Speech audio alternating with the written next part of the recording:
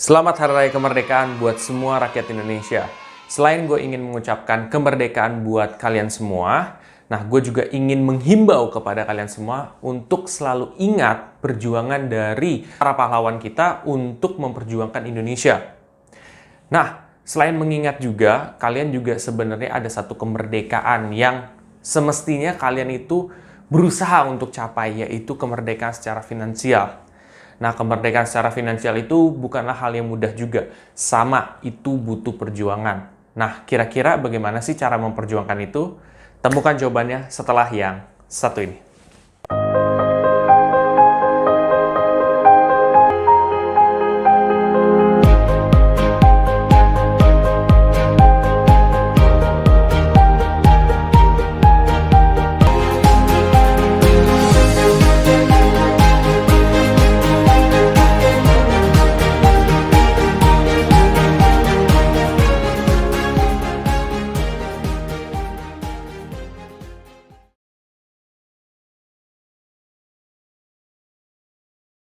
Meraih kemerdekaan secara finansial itu bukanlah hal yang mudah, teman-teman, dan itu membutuhkan perjuangan. Sama seperti para pahlawan kita berjuang mati-matian untuk memerdekakan Indonesia, ya.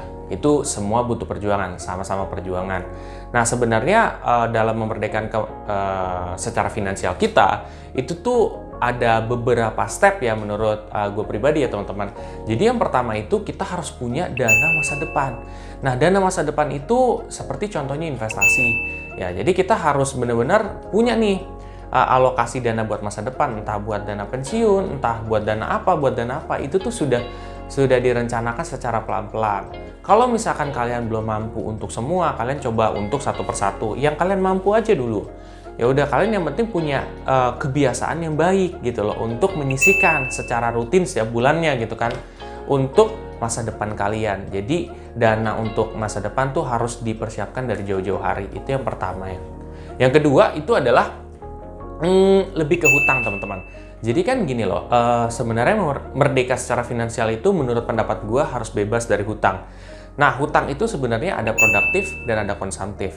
Hutang produktif itu adalah hutang yang kita gunakan ya untuk hal-hal produktif. Misalkan contoh, kalian ini punya usaha.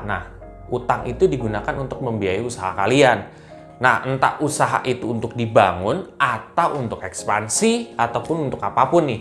Tapi kan ya namanya buat dipakai usaha, ujung-ujungnya ada kemampuan untuk membalikan. Itu produktif. Kalau konsumtif itu adalah utang yang kita gunakan untuk hal-hal yang konsumtif, teman-teman. Jadi kayak contoh misalkan utang untuk belanja kebutuhan sehari-hari. Itu merupakan utang konsumtif. Dan biasanya itu adalah utang buruk sebenarnya, teman-teman.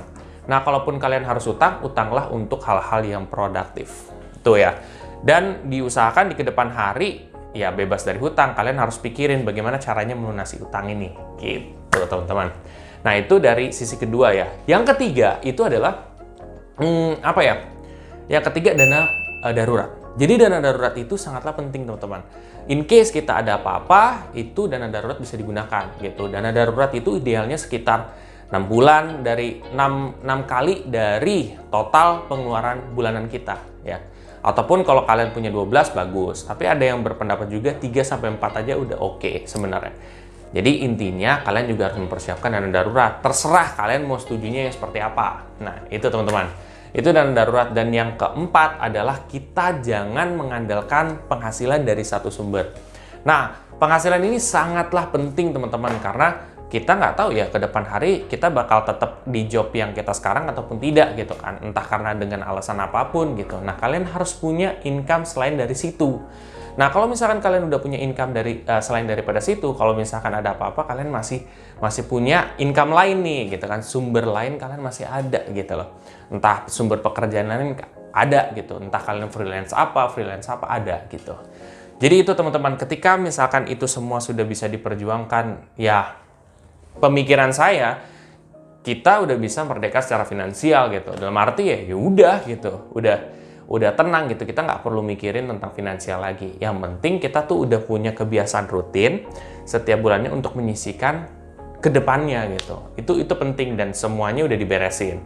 Nah, pendapat kalian gimana? Kalau kalian setuju, kalian bisa komen di bawah. Kalaupun kalian mungkin tidak sependapat dengan saya pribadi, kalian bisa komen juga di bawah. Mungkin kayak, oh menurut saya kayaknya begini-gini deh, baiknya begini-gini. Kita sama-sama sharing aja ya.